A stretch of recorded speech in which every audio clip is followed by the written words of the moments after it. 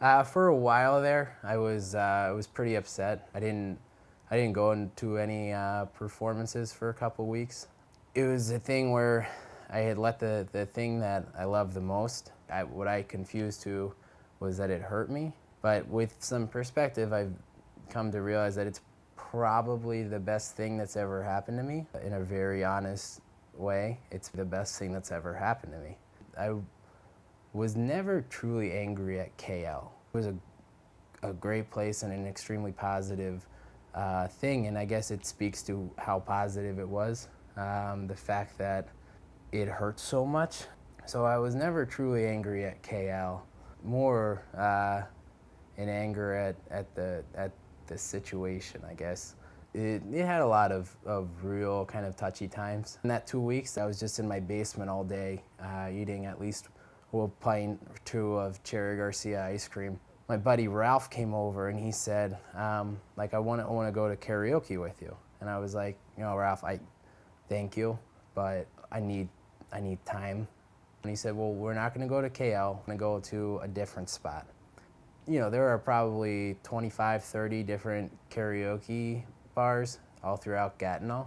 The one that was like the underground, quite literally was underground. You had to go down a flight of steps. Karaoke Cavern. It was an all limestone, like the stage was beyond these archways, so like during performances you would have people like peeking in over the sides. The walls were always kind of like ambiguously wet. It was damp, and in the summers it got hot. The atmosphere in the Karaoke Cavern when you walked in was different. Everyone who's there is a performer. Not only were they performers, but they were performers who respected the other performers as artists. It was a performer's bar. I came over with my buddy and he said, I want you to see this guy. He's an American. And his name was Kyle Fernandes. Fernandes. It's Portuguese. Kyle Fernandes changed my life. One of those things I tell people that I didn't choose to do this, karaoke chose me. The first time I saw him, normally it will say your name and it'll say what song you're performing. It says Kyle Fernandes and it doesn't have anything under song. But then he gets up and people are kind of looking at each other and someone leaned back and they're like, he does this all the time. He doesn't pick a song, he just stands up and sees what he is feeling in the moment. People were going absolutely insane. Like, I mean, it's the kind of thing like you realize this is the guy. This is the performer's performer. These like three guys who were sitting in the back of like kind of near the bar, and they were being like super obnoxious. Keeps saying, free bird, free bird, free bird. Free bird, we want free bird. He acknowledged them once with his eyes, and then another time with a nod. Kind of like he raises his hand, and then out of nowhere, he just goes, "Watch it fly high."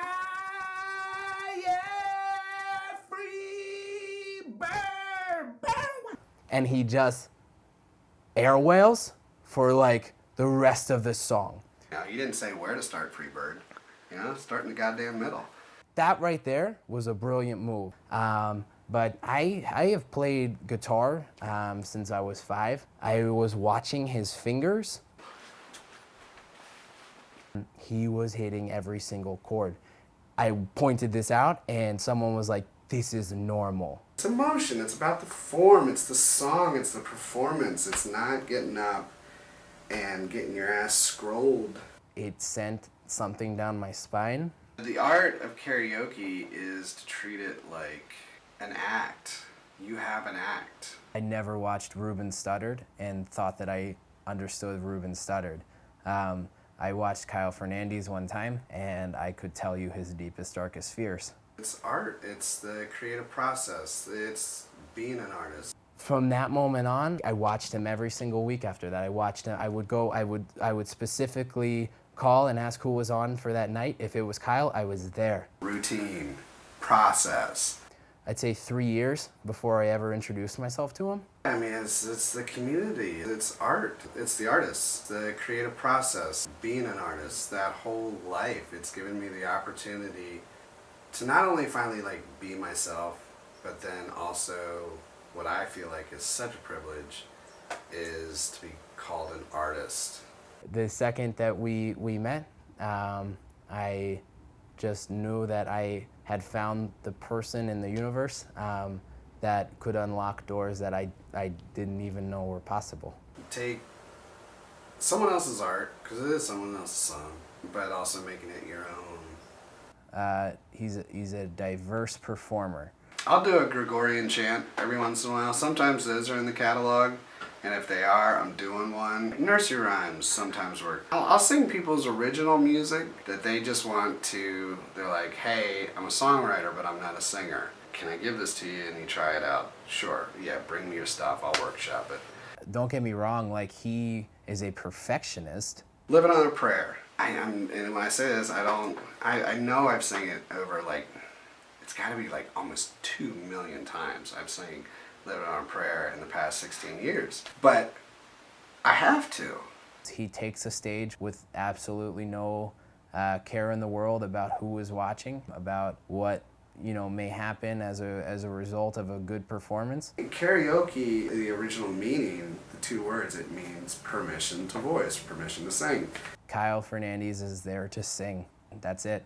And he opened that up. He made it possible to see the full potential of karaoke as an art form.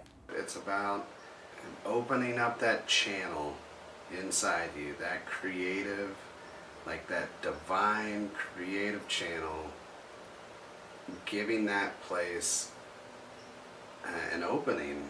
I moved to Chicago to spread this thing. We have it in Gatineau, but the rest of the world does not necessarily understand what karaoke is and what karaoke means. So the goal is to explain it.